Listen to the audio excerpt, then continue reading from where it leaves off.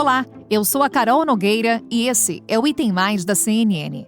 A Receita Federal prorrogou o prazo para a declaração do imposto de renda neste ano. É a terceira vez seguida que isso acontece. Agora nós temos quase um pouco mais de um mês para entregar a declaração do imposto de renda. Inicialmente, o prazo previsto era para até o dia 29 de abril, mas agora até o dia 31 de maio. A Receita Federal disse que tomou essa decisão por causa da pandemia de Covid-19, já que muitos órgãos e empresas ainda não voltaram ao atendimento normal. Até a primeira semana de abril, a Receita Federal recebeu pouco mais de 10 milhões de declarações, menos de um terço do total de 34 milhões, número esperado para 2022. Agora, quem que precisa declarar? Da mesma forma que no ano passado, quem teve rendimento até um pouquinho mais de R$28 mil ao longo do ano, rendas tributáveis acima de R$28 mil, mesmo valor de 2021, como eu falei. Agora, além das pessoas com rendimentos isentos, não tributáveis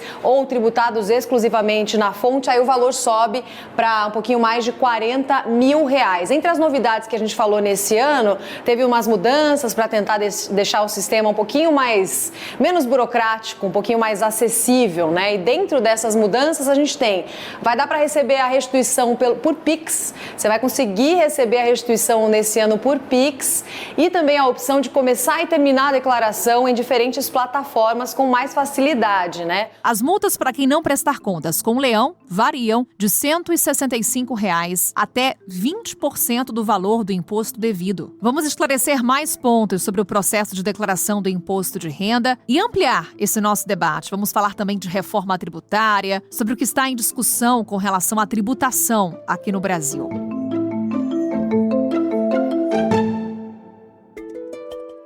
Sobre o que muda, o que continua e dicas para você fazer a sua declaração, conversamos com Antônio Gil Franco. Ele é sócio de impostos da Ernst Young Brasil. Antônio Gil, muito bom te ter aqui no Item Mais. Bem-vindo. Olá, muito obrigado, Carol. É um prazer estar com a CNN aqui. Muito obrigado. Antônio Gil, nossa proposta aqui é fazer um beabá sobre declaração de imposto de renda. Dar dicas para quem está nos acompanhando nesse momento. Nosso primeiro passo, quem precisa declarar imposto de renda no Brasil, Antônio? Essa é uma pergunta muito interessante e ela, de fato, é inicial para todos, né? Porque, na verdade, existe uma série de requisitos que, uma vez cumprido um deles apenas, você já precisa declarar, o que também já é um dado interessante, né? Há contribuintes que acreditam que, por estarem incluídos em um dos requisitos, eles deveriam, na declaração, só informar com relação àquele requisito em que estão obrigados. E não. Uma vez obrigado, você deve informar na declaração todos os campos que são aplicáveis a você naquela declaração, ainda que não seja exatamente aquele requisito que fez você estar obrigado. Os mais interessantes aqui, os mais comuns, digamos assim, são com relação aos rendimentos tributáveis, e os rendimentos tributáveis devem ser entendidos aí, em sua grande parte, como os rendimentos, por exemplo, do trabalho, assalariado ou não, recebimentos de aluguéis, recebimentos, muitas vezes, de pensão alimentícia. Quem recebe pensão alimentícia é um rendimento tributável, ou quem recebe algumas ações, por exemplo, judicialmente, que tiveram natureza de renda tributável, rendimentos recebidos acumuladamente, muitos deles são tributáveis, enfim, rendimentos tributáveis superiores a R$ 28.559,70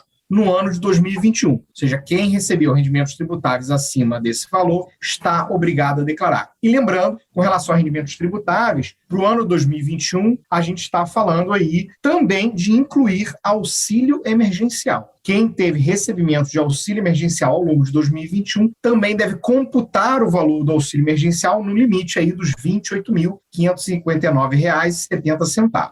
Outro dado também muito interessante são de rendimentos isentos, não tributáveis ou de tributação exclusiva, né? Por exemplo, com rendimentos isentos e não tributáveis, a gente tem saque do FGTS, rendimentos de poupança, muitas verbas indenizadas que foram recebidas têm a natureza de rendimentos isentos, e também rendimentos de tributação exclusiva ou definitiva, como, por exemplo, rendimentos que tiveram sujeitos a pagamento de imposto sobre ganho de capital, rendimentos de aplicações financeiras, quem fez operação em bolsa de valores. Esses são rendimentos sujeitos a tributação exclusiva e definitiva. Quem recebeu acima de R$40 mil no ano nessa natureza de rendimentos precisa também declarar. Quem operou em bolsa de valores ao longo de 2021 tem também a obrigação de declarar, caso tenha tido, por exemplo, ganhos em bolsa ou se aproveitou de utilização de prejuízos para compensar lucros, né? Tem que entregar declaração. Quem teve ganho de capital também com alienação de imóveis e fez uso, por exemplo, de algum tipo de isenção cabível para imóveis também precisa declarar. Ou também famoso, quem possui bens e direitos acima de R$300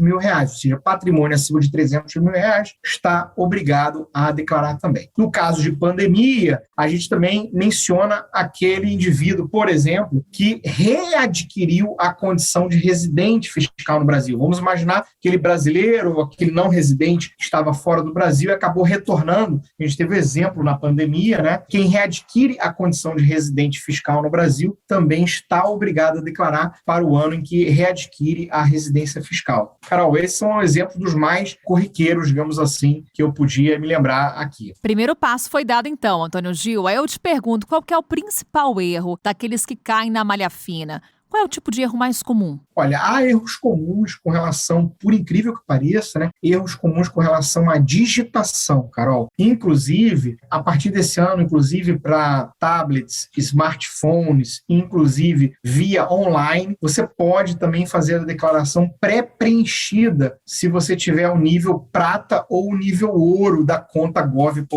Por que isso é muito importante, Carol? Porque a gente observa um grande número de contribuintes que, ao transferir a informação de informes de rendimento e de extratos que possua de fontes pagadoras, acaba errando mesmo na hora de digitar, e a digitação pode trazer dor de cabeça. Vou dar um exemplo, né? Você imagina, né, Carol, você errar na digitação de um rendimento tributável ou de um imposto pago, que são dados, por exemplo, que influenciam diretamente no resultado da declaração de imposto de renda, né? Rendimentos tributáveis e imposto retido na fonte, por exemplo, eles são dados que fazem com que o imposto devido calculado, né, apurado na declaração, ele possa mudar. Mesma coisa também com abatimentos dedutíveis, como, né, pagamentos de despesas médicas, instrução, os dependentes, né? Então, referente a esses dados, é muito bom ter cautela, porque um erro na digitação pode trazer aí até uma malha fina, né? Pode trazer uma inconsistência, por exemplo, que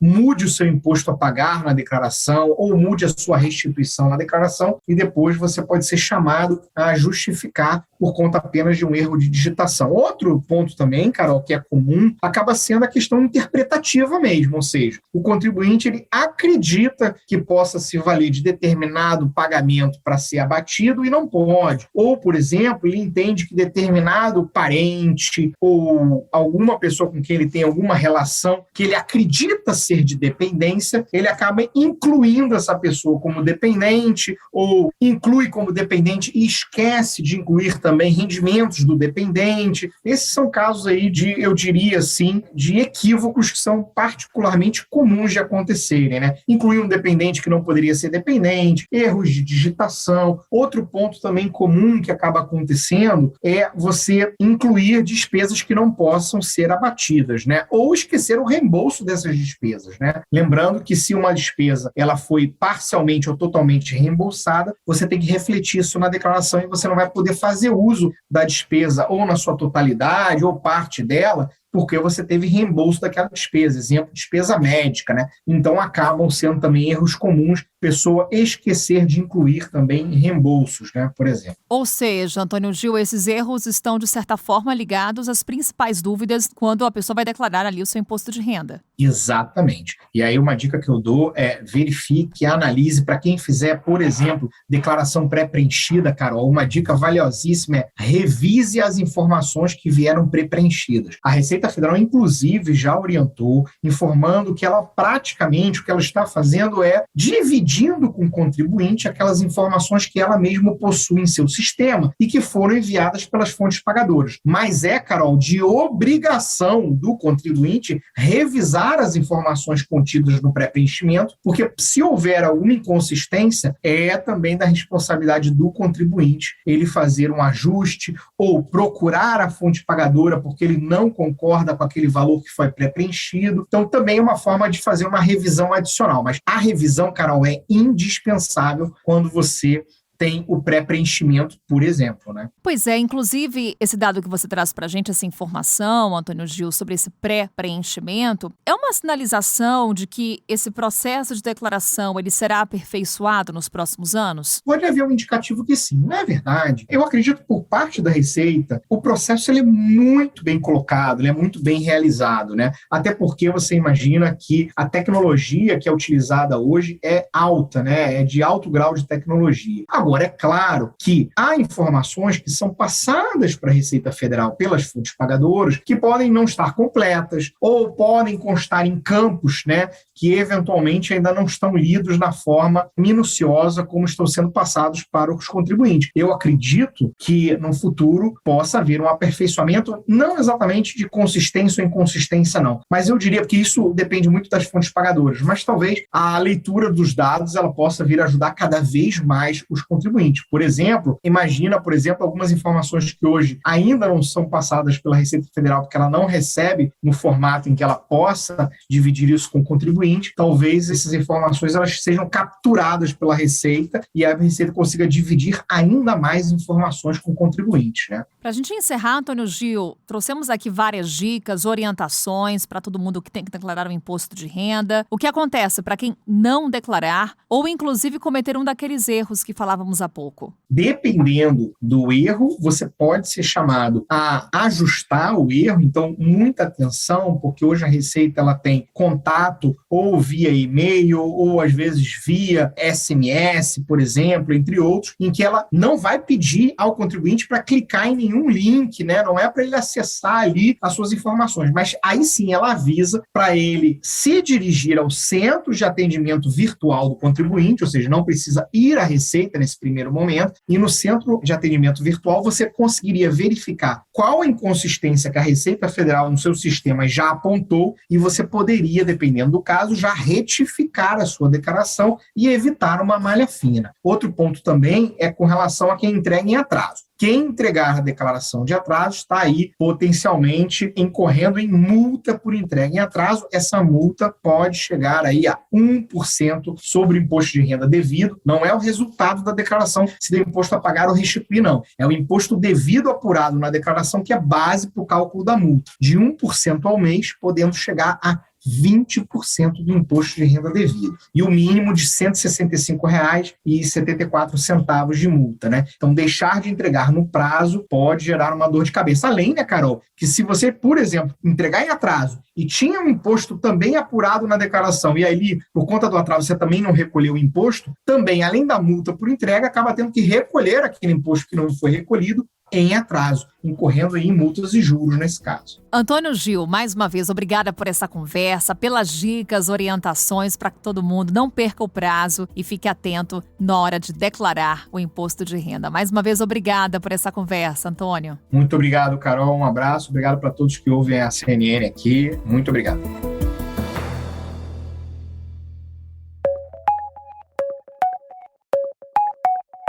A Receita Federal também incluiu neste ano algumas mudanças no sistema de declaração do imposto de renda, como categorias específicas para criptomoedas ou NFTs, ativos digitais que passaram a ser usados em transações financeiras recentemente. A possibilidade do preenchimento automático de parte da declaração usando o login no site gov.br e a opção de começar e terminar um preenchimento em diferentes plataformas e receber a restituição via Pix também estão entre as novidades. Para isso, conversamos com o Luiz Eguchi. Ele é cientista contábil, consultor tributário e diretor de tax da Mazars.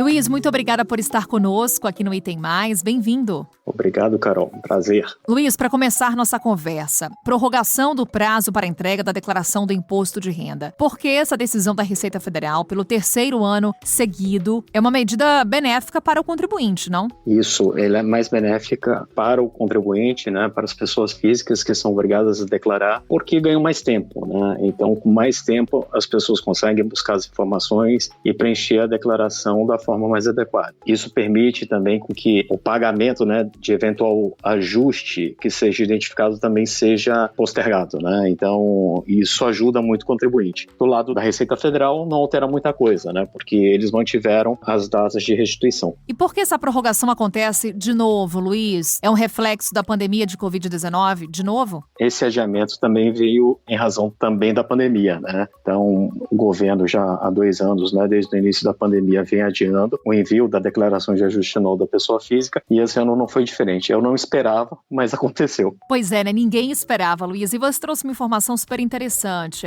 Por mais que tenha prorrogado, a Receita mantém os prazos de pagamento das restituições. E aí, qual é a dica que você dá para quem tem que declarar o imposto de renda? Declara o quanto antes, evita utilizar esse prazo da prorrogação, justamente visando o pagamento dessa restituição. Qual que é a orientação que você dá nesse sentido? Quanto mais cedo as pessoas que tenham restituição a receber, né? O quanto mais cedo entregar, mais cedo vai receber. Então, a minha dica é, o quanto mais cedo se livra dessa obrigação. Infelizmente, é uma obrigação, né, que a gente tem todo ano, mas é necessária. Então, quanto mais cedo a gente entrega, mais cedo vai ter a restituição, se houver, né? Pois é, essa tabela do imposto de renda, Luiz, ela não é corrigida desde 2015. Quais são os efeitos disso? E aí a gente engloba não só os efeitos para o contribuinte, mas também para a Receita, para o governo. Sem a correção, né, da tabela do imposto de renda desde 2015, né, a gente até tem estudos que o pessoal compara desde 1996 até hoje a restituição, a correção da tabela do imposto de renda, a gente está falando de mais de 100% que daria de diferença, né? A última correção, como você mencionou, foi em 2015 e o impacto é de uma maior arrecadação, né, se a gente comparar pelo valor que cada pessoa física recebe e diminui o poder aquisitivo de cada pessoa. Diminuindo o poder aquisitivo, consequentemente, você diminui o consumo, né? E o sistema tributário brasileiro, ele engloba não só o imposto de renda, mas outros tributos também que incidem sobre o consumo. Quanto menos se corrige a tabela do imposto de renda perante a inflação, né, esse estudo de 100% foi do IPCA, menos se terá poder aquisitivo das pessoas físicas, né? Para o lado da Receita, ela continua arrecadando, vai continuar arrecadando mais cada vez que não tem a correção a título de imposto de renda, né? Então, para o contribuinte é muito pior e para a Receita Federal, ela tem um impacto de uma maior arrecadação do imposto de renda da pessoa física, porém não terá uma arrecadação dos tributos sobre o consumo, né? Aí a gente fala de PIS, COFINS, ICMS, ISS e assim por diante. É impacto para todos os lados. Luiz, desde setembro do ano passado, está paralisado no Senado o debate sobre o reajuste da tabela do imposto de renda, que inclui a polêmica taxação de lucros e dividendos, hoje isentos de tributação aqui no Brasil. Quais são as principais mudanças previstas nesse texto, Luiz? A principal mudança é, como você mencionou, hoje a gente tem uma isenção, né, da distribuição de lucros e dividendos e a gente passa a ter uma tributação de 15%. E essa é uma discussão que ocorreu na época, né, da aprovação do projeto de lei 2337, que justamente não houve uma mensuração dos impactos da arrecadação, porque o que se alegou é que haveria uma contrapartida na diminuição da tributação do imposto de renda da pessoa jurídica e da contribuição social. Só que nenhum estudo que a gente tenha visto ou que tenha acompanhado, ele não trouxe esse equilíbrio. Vale lembrar, né, que é 15%, mas o projeto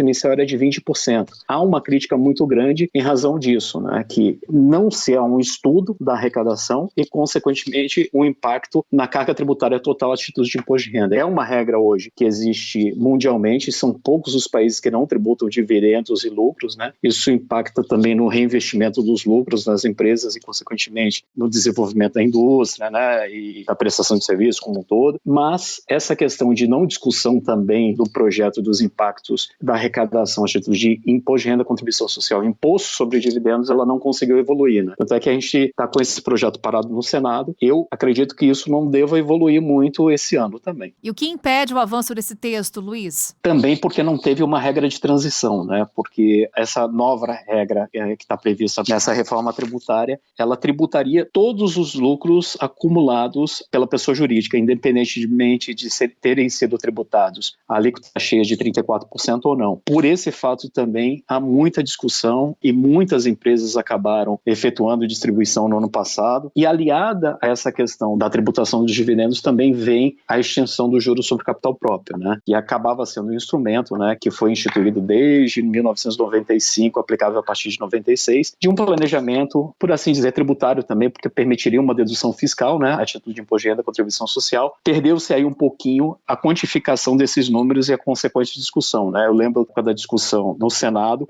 que foi justamente isso que o relator do Senado trouxe. Ele queria voltar a discutir esse tema com todas as associações, com todas as confederações nacionais, para justamente chegar num consenso, né, do quanto deveria ter o equilíbrio. Então, em razão disso, esse tema não avançou. E você fala, esse tema não avança esse ano na sua avaliação. E a gente traz essa questão da reforma tributária, inclusive para um debate eleitoral. Estamos no ano de definição na corrida ao Palácio do Planalto. Quais são as projeções, Luiz, para esse debate mais amplo no que se refere à reforma tributária? Vai ser uma das grandes questões para o próximo presidente, seja ele eleito ou reeleito? Sim, com certeza. Ano após ano, né, eleição após eleição, a gente tem essa discussão de reforma tributária. Começou-se com a discussão dos tributos indiretos, né, da CBS, aí veio a discussão do imposto sobre a renda, agora voltou-se a discutir novamente a tributação indireta. Tem muitas frentes, mas, assim, nada avança, né? E por ser ano eleitoral, o foco não vai ser esse, né? O foco vai ser mais discutir a eleição do que propriamente a reforma tributária. Mas é algo que tem que ser discutido e tem que ser resolvido, né? Porque é uma demanda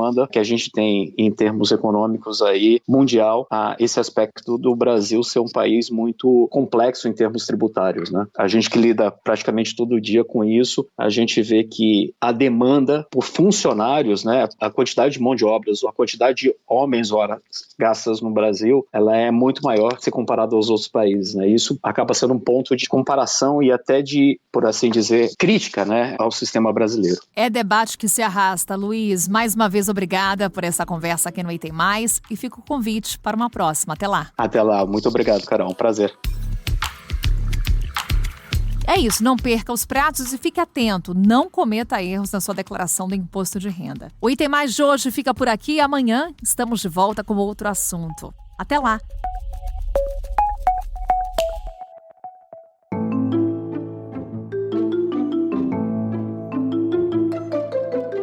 Com a minha apresentação, Carol Nogueira, este podcast foi produzido pela Maremoto para a CNN Brasil. Roteiro e pesquisa, Lucas Scherer. Pauta e produção, Danilo Santana. Edição e sonorização, Nathan Kleiman. Coordenação geral, Paula Weinberg e Felipe Gomes. Coordenação de produto, Verônica Schneider. Coordenação editorial, Diego Toledo. Você também pode ouvir o Item Mais no site da CNN Brasil e aproveite para conhecer os nossos outros programas em áudio. Acesse cnnbrasil.com.br/podcasts.